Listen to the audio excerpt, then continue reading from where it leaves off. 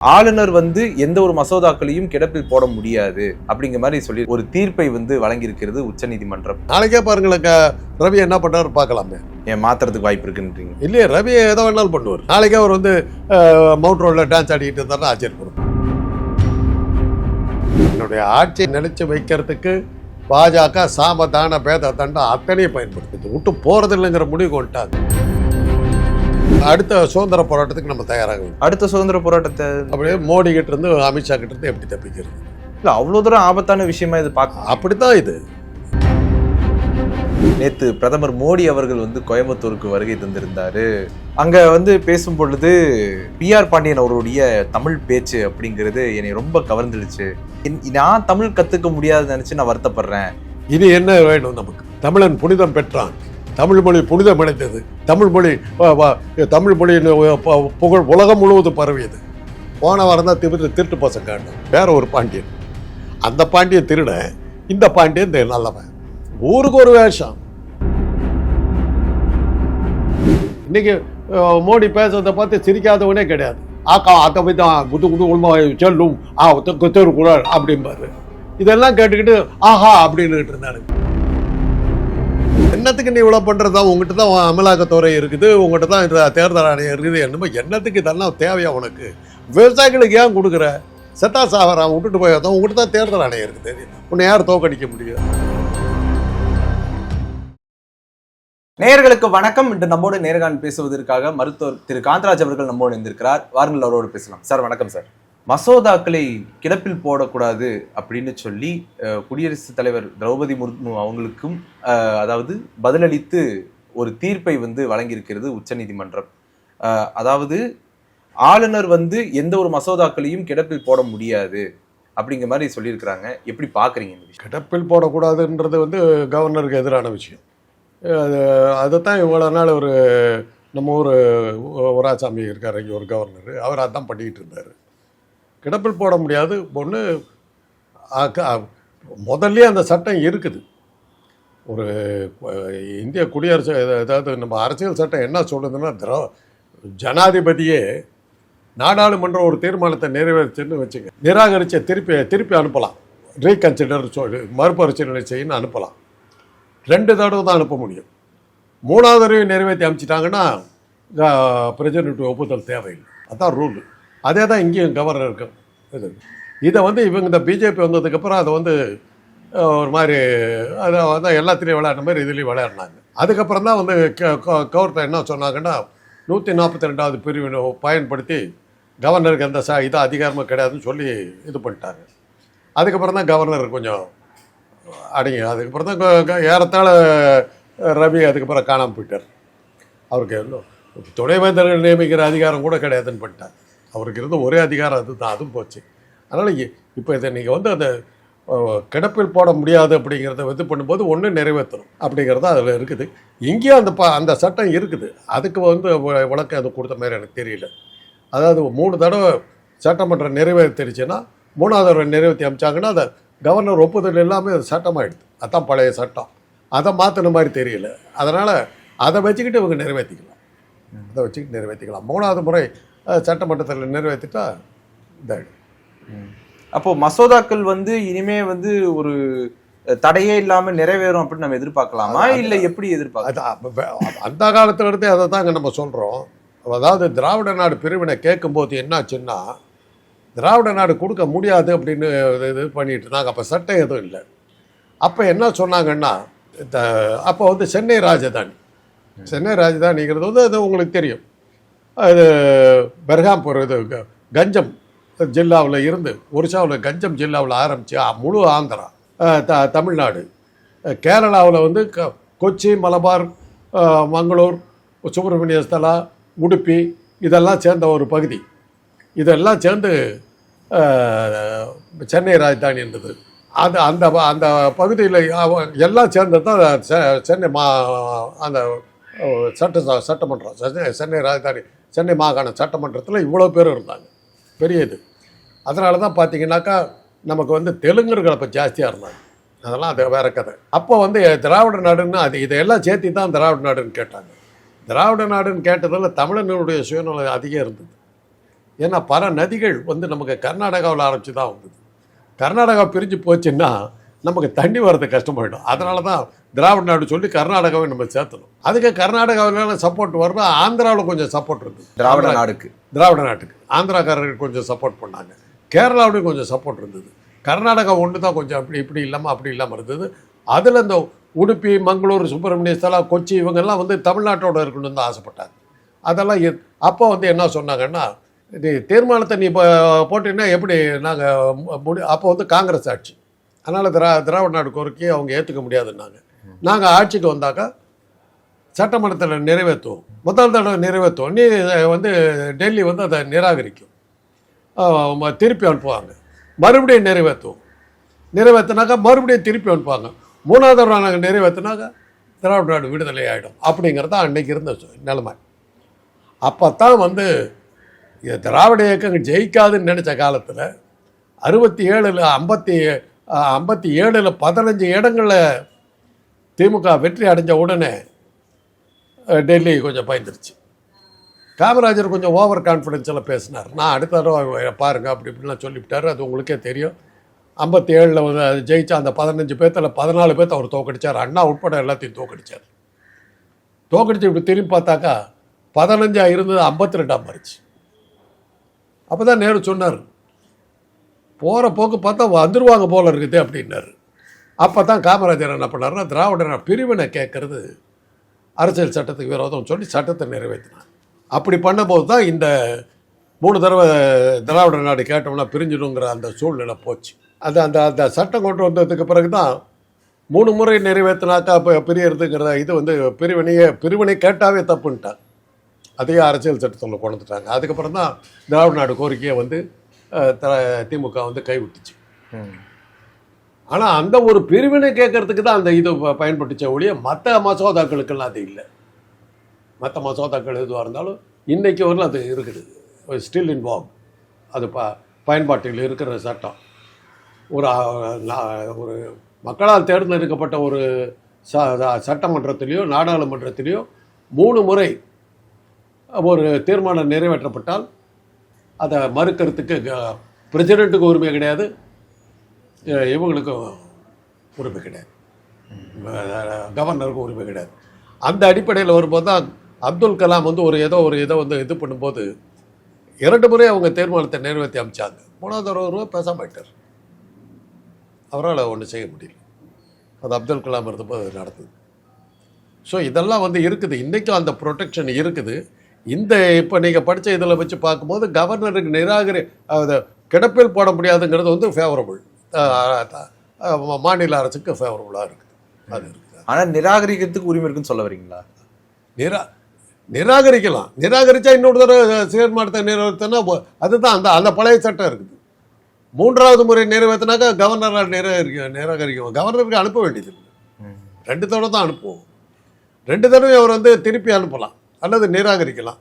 நிராகரிச்சுட்டாக்க 3வது தடவை நிறைவேற்றிட்டோம்னா அதுக்கப்புறம் கவர்னருக்கு அனுப்ப வேண்டியது இல்லை, சட்டம் ஆகிடும். அதில் அவங்க கை வச்ச மாதிரி தெரியல. அப்போ இதில் எதுதான் சிக்கல் நீங்கள் பார்க்குறீங்க? இப்போதைக்கு நீங்கள் சொல்லியிருக்கிறது பார்த்தா இந்த ஒரு வரியை வச்சுக்கிட்டு பார்க்கும்போது கவர்னருக்கு கிடப்பில் போட முடியாதுங்கிறது கவர்னருக்கு கொடுக்கப்பட்ட கெடுவாக தான் பார்க்குறேன். அதோட முடிஞ்ச முழு சட்டத்தையும் பார்க்கணும். கவர்னரால் கிடப்பில் போட முடியாதும் போது ஒன்று அக்செப்ட் பண்ணணும், இல்லாட்டி நிராகரிக்கலாம். அது நிராகரிக்கலாம்னு சொல்லியிருக்காங்களாங்கிறது தெரியும். அப்படி சொல்லனாக்கா அக்செப்ட் தான் பண்ண முடியும். குடியரசுத் தலைவருக்கும் அனுப்பலாம் அப்படின்லாம் சொல்கிறாங்க இல்லைங்களா? அதான் குடியரசுத் தலைவருக்கு அனுப்பலாம். அதெல்லாம் அந்த பழைய இதெல்லாம் இருக்குது. நீங்கள் ஒரே லைன் தான் சொன்னீங்க, அந்த ஒரு லைனுக்கு தான் பதில். நீங்கள் கேட்ட ஒரு லைனுக்கு கிடப்பில் போட முடியாதுன்னா அக்செப்டாக பண்ணணுங்கிற மாதிரி வருது. ஆனால் அதுக்கப்புறம் மற்ற இது குடியரசுத் தலைவருக்கு அனுப்புகிற சட்டமெல்லாம் இருக்குது. ஆனால் ஒரு குடியரசுத் தலைவருக்கு அனுப்பலாம். குடியரசுத் தலைவர் எவ்வளோ நாள் வச்சிருக்கலாங்கிறதுக்கு ஒரு காலக்கெடு விதிக்க முடியாதுன்னு சொல்லி உச்சநீதிமன்றம் சொல்லிக்குது. அதை என்ன பண்ணாங்கன்னு பார்க்கணும். 2 மாதங்களுக்கு உள்ள ஒரு கொடுத்தாகணும்னு சொல்லி அவங்களுக்கு காலக்கெடு விதிச்சாங்க போன தடவை. இந்த தடவை என்ன பண்ணாங்கன்னு பார்க்கணும். அது மட்டும் இல்லாமல் உச்சநீதிமன்றத்தினுடைய தலைமை நீதிபதி கவாய் அவர்களுடைய பதவி காலமும் இந்த காலகட்டத்தில் முடிவடையுது அப்படின்னு சொல்கிறாங்களா? அதை எப்படி பார்க்குறீங்க? அதான் அவருக்கு தான் ஒரு 2-3 மாதமாக கேஸை கொடுக்கலையே. கவாய் வந்த உடனே 2-3 தீர்ப்புகள் பயங்கரமாக வந்த உடனே கவாய்கிட்ட கேஸ் அனுப்புறதே நிறுத்திவிட்டாங்க. அதான கவாய் அவரே சொன்னார். நான் இருக்கிறவரை எந்த கேஸும் வராது போடுறது. என்கிட்ட ஒரு வழக்கு கூட என்கிட்ட கொண்டு வரல அவங்க. அதான் அண்ணன் எப்போ போவான் திண்ணை எப்போ காலியாகும், அவ்வளோதான். அது மாதிரி பண்ணிட்டாங்க. ஆக சார் தன்னுடைய ஆட்சியை நிலைச்சு வைக்கிறதுக்கு பாஜக சாமதான பேத தண்டம் அத்தனையும் பயன்படுத்து. இது விட்டு போகிறதில்லைங்கிற முடிவு கொண்டாங்க. நீதிமன்றங்கள் தான் நமக்கு இருந்த கடைசி நம்பிக்கை. அதிலே கை வச்சுக்கிட்டு வராங்க. அது போச்சுன்னாக்கா அடுத்த சுதந்திர போராட்டத்துக்கு நம்ம தயாராக வேண்டியது தான். அடுத்த சுதந்திர போராட்டத்தை அப்படியே மோடி கிட்ட இருந்து அமித்ஷா கிட்ட இருந்து எப்படி தப்பிக்கிறது? இல்லை, அவ்வளோ தூரம் ஆபத்தான விஷயமா இது பார்க்க முடியும். அப்படித்தான் இது. ஏற்கனவே தேர்தல் ஆணையம் காலி பண்ணிடுச்சு. இந்த தேர்தல் பீகார் தேர்தல் உண்டு இல்லைன்னு பண்ணிட்டாங்கல்ல. வாக்காளர் பட்டியலுங்கிறது என்னது? உங்களுக்கு எனக்கு ஓட்டு இல்லைங்கிறது தான் அந்த வாக்காளர் பட்டியல். பாஜகவை எதிர்த்து நிற்கிற யாருக்குமே ஓட்டு கிடையாதுங்கிறது இன்னைக்கு பீகாரில் வந்த வாக்காளர் பட்டியல். 23% கிடைக்குது. 20% தான் இவங்க வாங்குறாங்க. ரெப்ரசன்டேஷன் இல்லை. இப்போ என்ன பிரயோஜனம்? 23% மக்கள் பாஜக வேணான்னு தான் ஓட்டு போட்டிருக்காங்க. ஆனால் ஆட்சி பாஜக முழு இதோட உட்காருது. காரணம் தேர்தல் ஆணையத்தில் இருக்கிற பல ஓட்டைகள். அதான் ஒரு அது மட்டும் இல்லாமல் பல மாநிலங்கள்ல இருந்து கிளம்பி வந்து ஓட்டு போட்டு இருந்திருக்காங்க. அதையெல்லாம் வந்து இந்த இவ்வளோ பெரிய நாட்டில் தடுக்கிறதுங்கிறது அவ்வளோ சுலபம் கிடையாது. மைக்ரேஷன் வந்து பாசிபிளுங்க. இப்போ அமெரிக்காவில் வந்து மைக்ரேஷன்றது ஒன்று இருக்குது சார். இன்னொன்று, வேற ஊர்ல ஓட்டர் லிஸ்ட் வாங்கினவங்க வந்து அங்க வந்து ஓட்டு போடுறாங்க அப்படிலாம் குற்றச்சாட்டு. ஒரு ஆளுக்கு அதான் ஒரு பிரேசிலை சேர்ந்த ஒரு மாடல் அழகிக்கு 22 ஓட்டு இருந்திருக்குது. எனக்கு ஓட்டு இல்லையே, நான் ஆம்பளை வேற, அப்போ எப்படி ஓட்டு கிடைக்கும்? அதான் ஜனநாயகம் இன்னைக்கு கேலி கூத்தா போயிடுச்சு. மேபி உங்களுக்கெல்லாம் கூட வந்துடும், தடையெல்லாம் வந்துடும். யூடியூப்பெல்லாம் மூட வேண்டியிருக்கும். ஆமாம், நீங்களாம் பெரிய தலைவலி இல்லை. பல விஷயங்களை நீங்கள் பேசுகிறீங்க, பல விஷயங்களை இதில் அலசப்படுது. சேட்டலைட் டிவி அவங்களால கட்டுப்படுத்த முடியும். சேட்டலைட் ஆஃப் பண்ணாங்கன்னா அவங்களால ஒன்றும் செய்ய முடியாது. அதனால தான் அவங்களாம் அடங்கிட்டாங்க. இன்றைக்கி யூடியூப் தானே அவங்களுக்கு இருக்கிற பெரிய தலைவலி. இதை வந்து உங்கள் மேலே ஆயிரக்கணக்கான இது வரலாம், பிரச்சனைகள் வரலாம். கண்டிப்பாக வரும். என்ன மாதிரி ஆட்களை எல்லாம் உரம் கட்டிடுவாங்க. அவங்களுக்கு வேணுங்கிறவங்கள மாற்ற இது பண்ணுவாங்க. அப்போ நாடு வேற பாதையை நோக்கி போய்கிட்டு இருக்கு. வேற பாதைக்கு போயிடுச்சு. பீகார் எலெக்ஷன் ஒரு இதுனாக்கா இப்போ கொடுத்துருக்கிற இந்த உச்ச நீதிமன்ற தீர்ப்பெல்லாம் பார்க்கும்போது நாடு ஜனநாயகம் முடிஞ்சு விட்டது. ஜனநாயகம் இனிமேல் கிடையாது. மக்கள் எழுச்சி வந்தால் ஒழிய, ஒரு பிரெஞ்சு புரட்சி போல் ஒரு புரட்சி வந்தால் ஒழிய இவங்க கிட்டேருந்து தப்பிக்கிறதுக்கு இது நடக்கிற காரியமாக எனக்கு தெரியலை. நமக்கு இருந்த ஒரே ஹோப் அது தான். திமுக என்ன படிச்சு ஒவ்வொன்றுக்கும் நீதிமன்றத்துக்கு தான் போச்சு. நீதிமன்றத்துக்கு அதிகாரம் இல்லைன்னு அவங்களே வேணான்ட்டாங்களே. நீ உச்ச நீதிமன்றம் என்ன கொடுத்துக்கிட்டோம், உச்ச நீதிமன்றத்துக்கே இது இல்லைன்னு தனக்கு தான் தலையிலே அந்த இந்த அமர்வில் உட்காந்து நீதிபதிகள் தான் தலையிலே மண்ணாரி போட்டுக்கிட்டாங்க. ஒருவேளை அவங்களுக்கெல்லாம் என்ன கவர்னர் கிடைக்கும். இந்த திமுகவுக்கே நம்பிக்கை போயிடுச்சோ? அவங்க தான் ஜெயிச்சிரமா? என்னங்க பண்ண முடியும்? புரட்சி பண்ணணும். இப்போ அந்த காலத்தில் இருந்த திமுக வேற. நேரு வந்து பார்லிமெண்ட்டில் வந்து தமிழர்கள்லாம் நான்சென்ஸ்ன்னாரு. தமிழ்நாட்டு அரசியல் நான்சென்ஸாக இருக்குதுன்னாரு. நேரு இங்கே வந்தபோது கருப்பு கொடி காட்டி போலீஸ் அடித்த அடியில் மதியழக மண்டை உடஞ்சி உயிர்காபத்தான நிலையில் இருந்தார். கண்ணதாசன் உயிர்காபத்தான நிலையில் அட்மிட் ஆனார். அந்த அளவுக்கு போராட்டம் நடந்தது. சென்னை அண்ணா சாலை பூரா எங்கே பார்த்தாலும் செருப்பாக கிடந்தது. அடி போலீஸ் அடியில் அப்பேற்பட்ட போராட்டம் நடந்தது. இந்திய எதிர்ப்பு போராட்டத்துக்கு முன்னாடி நடந்த மிகப்பெரிய போராட்டம் நேரு கருப்பு கொடி. அப்பேற்பட்ட அடக்குமுறை அப்போ நடந்தது. அதெல்லாம் இப்போ ஃபேஸ் பண்ணாங்க. வா உனக்காச்சு எனக்காச்சு. அன்றைக்கி புதுச்சேரியில் வந்து கலைஞர் பேசின பேச்சுக்கு அவரை வந்து கொல்றதுக்கு முயற்சி பண்ணி ஒரு குடிசைக்குள்ளார் ஒளிஞ்சில் தப்பிச்சார் அவர். கொலையெல்லாம் அன்றைக்கி சர்வசாதாரணமாக நடந்தது. அதையெல்லாம் எதிர்த்து நிற்கிற அளவுக்கு அன்றைக்கி தொண்டர் பலம் இருந்தது. இன்றைக்கி இருக்கிற இளைஞர்கள்லாம் நான் உயிரை கொடுக்கறதுக்கு தயாராக இல்லை. இன்றைக்கி இருக்கவங்கெல்லாம் ப்ராக்டிக்கலாக இருக்காது. இன்றைக்கி அதனால தான் ப்ராக்டிக்கலாக இருக்கிறாங்களா? எல்லாம் ஒரு மோகத்தில் சுற்றிட்டு இருக்கிறாங்க. அப்படி இல்லைங்க. இன்றைக்கி என்ன நினைக்கிறாங்கன்னா, உனக்காக நான் ஏன் கஷ்டப்படணும், பொண்டாட்டிக்காக ஏன் புருஷன் கஷ்டப்படணுங்கிற கேள்வியே வந்துருச்சு. பிள்ளைக்காக நான் ஏன் கஷ்டப்படாமல் நாளைக்கு அந்த சோறு போட போகிறானாங்கிற கேள்வியெல்லாம் வந்துருச்சு. யாருமே டிபெண்டன்ட் கம்ப்ளீட்டாக சேஞ்ச் ஆகி போச்சு. நான் மட்டுமே எனக்கு என்ன தேவையோ அதுக்கு என்ன தேவையோ எனக்கு என்ன வேணுமோ அவ்வளோதான். நீ எக்கேடோ கட்டுப்போ, நீ அப்பனாயிரு அம்மாவாயிரு தாத்தாவாயிரு பாட்டியாயிரு தம்பியாயிரு அண்ணனாயிரு, எனக்கு அதை பற்றி கவலை. என் வாழ்க்கை. பொண்டாட்டி கூட தேவையில்லைங்கிறாங்க, புருஷன் தேவையில்லைங்கிறாங்க பொண்ணு. எல்லாம் மாறி போச்சு. இது ஒரு இந்திய நாடு மாத்திரம் இல்லை, உலகம் முழுவதும். நீங்கள் ட்ரம்ப் கொண்டு வர்ற பல சட்டங்களை பாருங்கள்.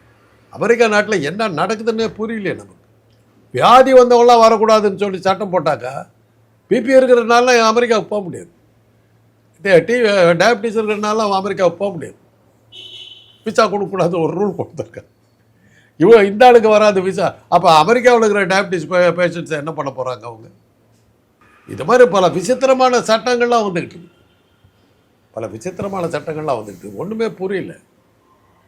ஏறி எங்கள் இதோட இது பண்ணும்போது அன்னைக்கு இருந்த நியாயங்கள், அன்னைக்கு இருந்த தர்மங்கள், இதிகாசங்களும் புராணங்களும் நெய்தி நூல்களும் சொன்ன அத்தனை தர்மங்களும் தூக்கி எறியப்பட்டுடுச்சு. பிறன்மனை நோக்கா பேரன்மனையாளனா அறிவு கட்டவனை அவன் இன்னொருத்த பொண்டாட்டி கட்டியிருக்கான்ற நம்ம பக்கத்தில் தான் கட்டியிருக்கான்ற மாதிரி பேசுகிறான். இப்போ அப்படித்தானே இன்னைக்கு நிலைமை.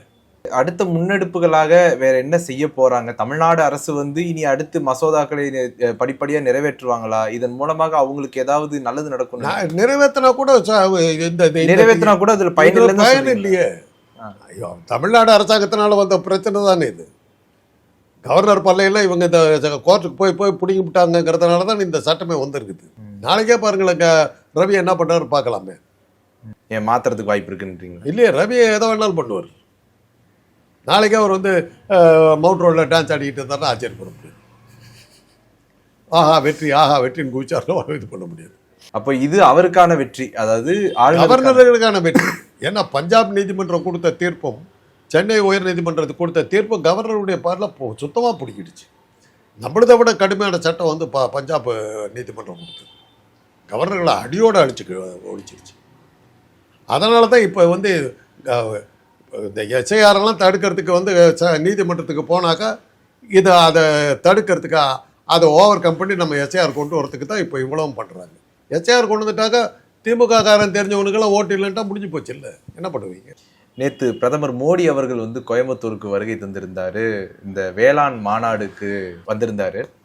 அங்க வந்து பேசும் பொழுது என்ன சொல்றாரு அப்படின்னா, அதாவது பிஆர் பாண்டியன் அவருடைய தமிழ் பேச்சு அப்படிங்கிறது என்னை ரொம்ப கவர்ந்துடுச்சு. அது மட்டும் இல்லாம நான் தமிழ் கத்துக்க முடியாதுன்னு நினைச்சு நான் வருத்தப்படுறேன். பிஆர் பாண்டியன் அவர்கள் பேசியதை வந்து எனக்கு டிரான்ஸ்லேட் பண்ணி எனக்கு அனுப்புங்க அப்படின்னு சொல்லி மோடி அவர்கள் பேசியிருக்காரு. எப்படி பாக்குறீங்க? இது என்ன வேணும் நமக்கு? தமிழன் புனிதம் பெற்றான், தமிழ் மொழி புனிதம் அடைந்தது, தமிழ் மொழியின் புகழ் உலகம் முழுவதும் பரவியது. போன வாரம் தான் திருட்டு பசங்க. அதே பாண்டியன்றவர் தான் ஒரிசாவில் ஒருத்தர் இருந்தார், திருடிட்டு போனவன் தமிழன்னார். இதே மோடி இப்போ இங்கே வந்து சொல்கிறார் அதே பாண்டியன் பேச்சை வேற ஒரு பாண்டியன்.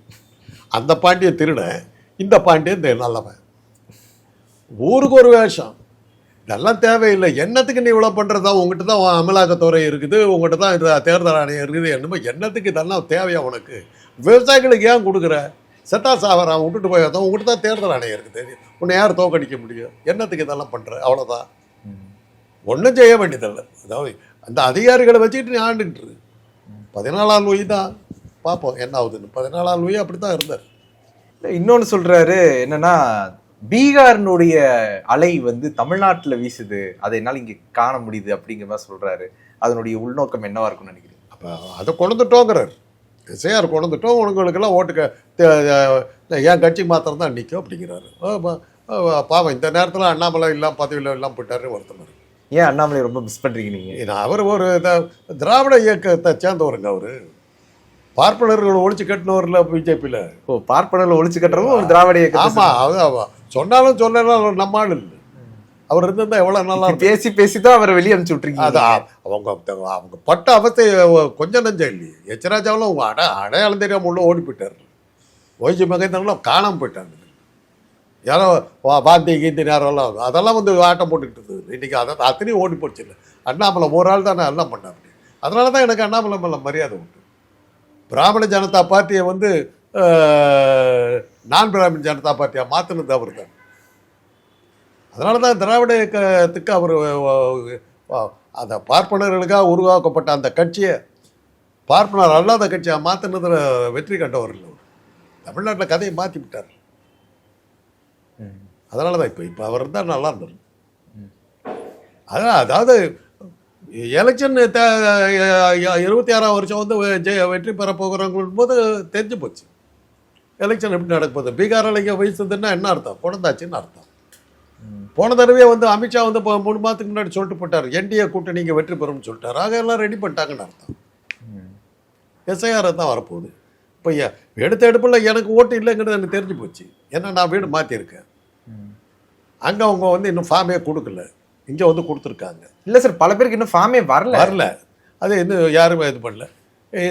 இங்கே வந்து ஒரு பெண் அதிகாரி வந்தாங்க. நான் கேட்டேன், நான் வந்து அங்கேருந்து அதுக்கு கொடுத்தாதான் சார் உண்டு, இங்கே உங்களுக்கு கிடையாது, கொடுக்க முடியாதுன்ட்டு போயிட்டாங்க. இது மாதிரி விஷயம் தெரிஞ்சவங்களுக்கு இந்த கத்தினாக்கா கிராமத்தில் இருக்கிற மக்களுக்கெல்லாம் என்ன தெரியும்?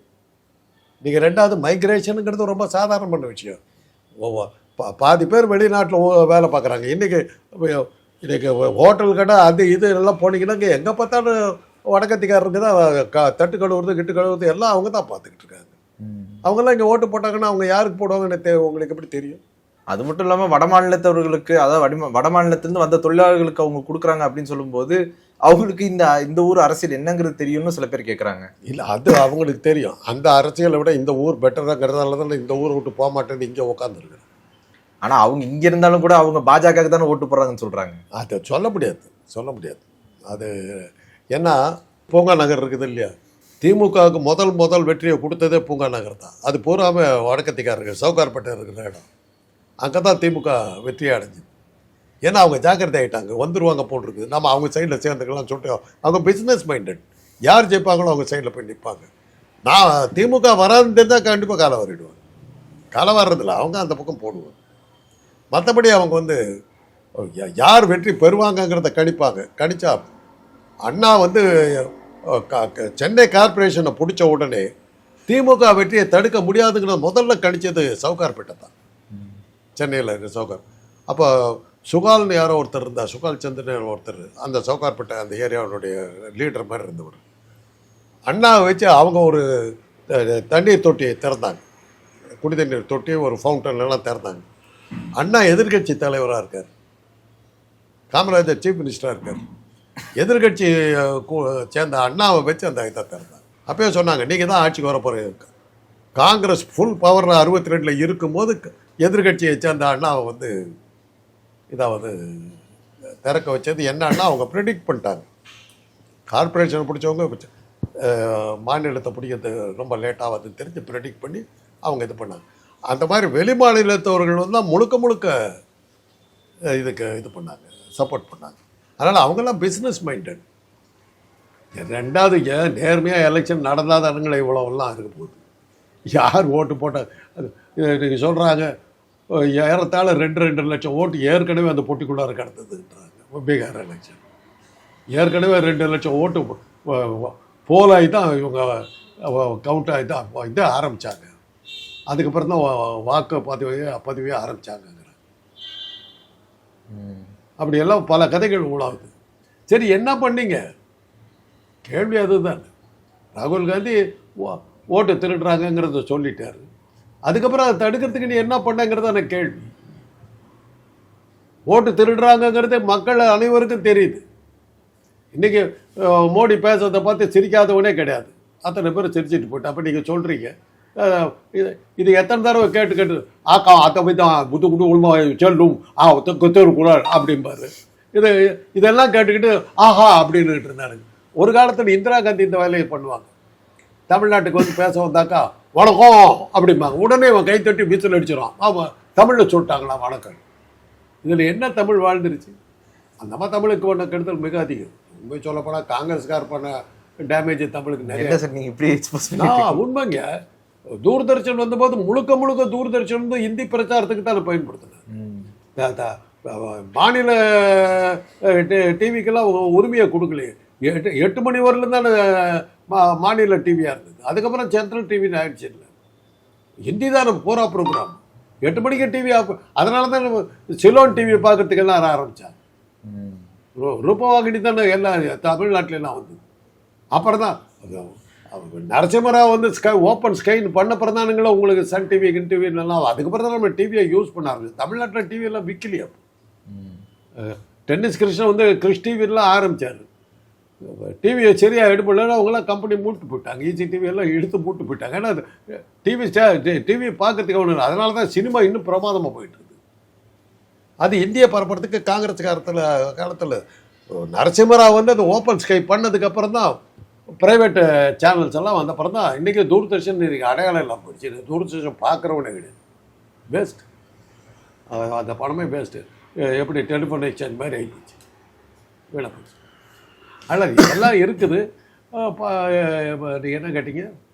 அதான் பீகார் அலை தமிழ்நாட்டில். அதான் பீகார் அலை வீழ்த்துனா தான் அவங்க தேர்தல் முடிவு இப்போயே சொல்லிட்டாங்க. 26 இதே தான் நாங்கள் பண்ண போகிறோம். பீகாரில் என்ன பண்ணமோ அதை இங்கே பண்ண போகிறோன்றதை அவங்க இம்ப்ளிமெண்ட் பண்ண ஆரம்பிச்சிட்டாங்கன்னு அர்த்தம். அதுக்கு இங்கே இருக்கிற அரசியல் கட்சிகள் மற்றவங்க எல்லாரும் ஒன்றா சேர்ந்து என்ன பண்ண போகிறாங்கிறத பார்க்கணும். நாடு முழுவதும் இருக்கக்கூடிய விவசாயிகளுக்கு 18,000 கோடி ரூபாய் இதில் நாடு முழுவதும். ஆமாம், நாடு முழுவதும் 18,000 கோடி ரூபாய் வழங்குறதா சொல்லியிருக்கிறாங்க. இதில் 9,000 கோடி விவசாயிகளுக்கு இது கிடைக்கும் அப்படிங்கிறது. இப்போ தமிழ்நாட்டில் வந்து 21 லட்சம் விவசாயிகள் இருக்கிறாங்க. அவங்களுக்கு இது பகிர்ந்தளிக்கப்படும் போது வெறும் 2% தான் வருது. அப்போ அப்படி எப்படி பார்க்குறீங்க? அதெல்லாம் கணக்கு போட்டு பார்க்கும்போது அது கரெக்டாக தான் இருக்கும். இப்போ பஞ்சாபில் இதோ நம்மளோட பெரிய விவசாயிகள் நிறைய பேர் இருக்காங்க. உண்மையை சொல்ல போனாக்கா அக்ரிகல்ச்சர் லேண்டுன்னு எடுத்திங்கன்னா பஞ்சாப் தான். அவங்க தான் இந்தியாவோட கோதுமை, அதை வடநாட்டுக்கு விந்திய மலைக்கு மேலே இருக்கிற கோதுமை சாப்பிட்றவங்களுக்கு பஞ்சாப் தான் அவங்களுக்கு சாப்பாடு போடுறவங்க. பூமி 5 நதிகள் ஓடுறது. பஞ்சாப்னாக்கா நான் 5 நதிகள் ஓடுற இடம். அதான் பஞ்சாப். 5 நதிகள் ஓடுற ஊர் இது. இங்கே திருவையாறு மாதிரி 5 ஆறுகள் ஓடுற ஊர். அதனால திரு ஐயாறு 5 ஆறுகள் ஓடுகின்ற மங்களகரமான பூமி. அது மாதிரி பஞ்சாப் வளமான பூமி. அங்கே இருக்கிற விவசாயிகள் அவனுங்க ஒரு லட்சக்கணக்கான பேர் வந்து போராடினாங்க. ஒன்று மோடி ஒன்று கண்டுக்கலையே. சத்தா சாப்பிடன்னு விட்டு போனார். அவர் நிர்வாண போராட்டமெல்லாம் நடத்துகிறாங்க. ஒன்றும் நடக்கலையே. கடைசி ஒன்று கொடுக்கல. இப்போ தான் நான் கொடுக்குறேங்கிறார். பட் இதெல்லாம் எதுக்கு தேவை? தேர்தல் ஆணையத்தை தான் நீ கையில் வச்சுக்கிட்டு இருக்கிற. அப்புறம் எல்லாத்துக்கு இதெல்லாம் கொடுத்து வேஸ்ட் பண்ணுறேன். போயிட்டு ஜாலியாக இருக்க வேண்டியது. நாங்கள் ஓட்டு போட்டு தானே ஜெயிக்கிறேன்னா தானே இந்த கஷ்டமே. நாங்கள் தான் எங்களுக்கு தான் ஓட்டே இல்லை. என்ன பண்ண போகிறீங்க? அப்புறம் எதுக்கு இதெல்லாம் செய்ய தேவையில்லை. உங்களுடைய நேரத்தை ஒதுக்கி எங்களோட கருத்தில் வந்தமைக்கு நன்றி சார்.